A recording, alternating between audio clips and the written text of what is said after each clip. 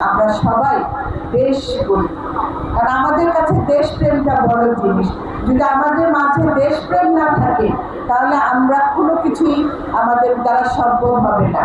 একজন দেশপ্রেম মানুষ কিন্তু কখনো দুর্নীতিবাজ হতে পারে না। এর জন্য মূল লক্ষ্য হলো দেশপ্রেম। যে দেশপ্রেম সে রাষ্ট্রপতি জিয়া রহমান আমাদের শিখিয়েছে কিভাবে দেশকে ভালোবাসতে হয়। আর আমাদের দেশনেত্রী বেগম খালেদা জিয়া শিখিয়েছে যে অন্যায়ের বিরুদ্ধে দাঁড়ানো, অন্যায়ের সাথে কোনো আপোষ করা যাবে না, সততা নিয়ে চলতে হবে। সেটা আমরা তার কাছ থেকে শিখেছি। আর জনাব তারেক রহমান কি শিখাচ্ছেন আমাদের?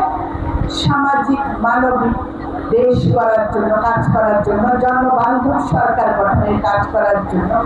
এই যে তিনটা শিক্ষা নিয়ে আমরা যদি চলে আমাদের জীবনে চলার পথে, তাহলে আমরা অবশ্যই আমাদের যে লক্ষ্য আছে সেই লক্ষ্যে আমরা পৌঁছাতে পারবো। নিজেদেরও জীবন সুন্দরভাবে করবে, দেশও করবে।